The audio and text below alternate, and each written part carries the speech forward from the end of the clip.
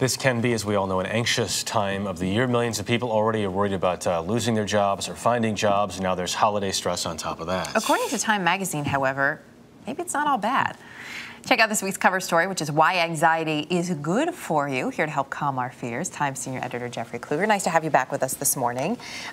We know this can be a fairly significant problem in this country. Before we get to those exact numbers, though, question for you. We seem to interchange the terms anxiety and stress. Are they one and the same? The terms do get a little mushy. And yes, there is a lot of overlap. The point of anxiety is that it is an adaptive response. At some levels, it can be good because it's a response that engages your prefrontal cortex, the big thinking part of your brain. You're not just afraid of what's in the moment. You have the foresight to fear what may come next, which is good because it gives you foresight, but it can also cause you to worry about things that haven't happened yet.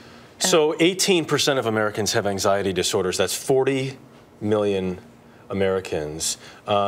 We say it can be a good thing. How is it a good thing? Well, it's a good thing because psychologists have a curve that appears in many psych textbooks in which you see anxiety and the quality of your performance marching up in sort of hand in hand. You go in to do a big meeting and you're feeling a little bit tense, but that tension gets you on edge, you're crackling, that appears in your performance.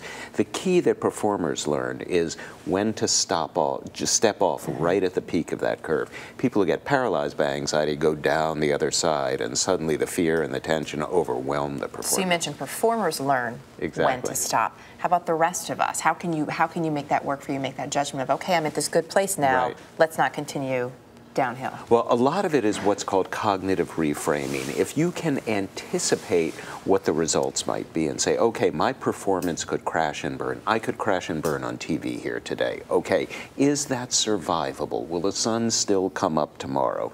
And if you can wrap your brain around the fact that these things will not be as destructive as you think they are, and that you have a plan B for how you'll recover, it helps lower the stakes.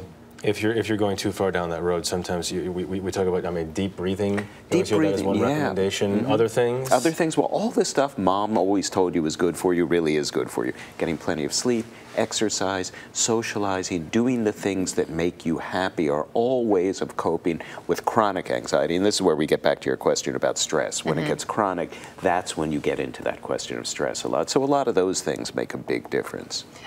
Some people, though, may not find that that's enough. I mean, is this the kind of thing that ultimately people turn to medication for if it's that severe? Sure, and there's two kinds of medication and one kind of therapy. Things like Xanax and Valium are good for short-term acute anxiety in the moment, but they're highly addictive and they teach you no long-lasting skills. Antidepressants can help have anti-anxiety effects and make people more receptive to therapy, but talk therapy, cognitive behavioral therapy, again, that cognitive reframing and behavioral therapy, exposing yourself gradually to the things that fear you so that you habituate to them. That's really the best and least pharmaceutical way to do these things, but it's a three-part kind of treatment, and they can all work together. Jeffrey Kluger, if you're anxious before you come on, you always calibrate the levels perfectly and give us the best information possible. That was a very calming moment. I like it. Thank you.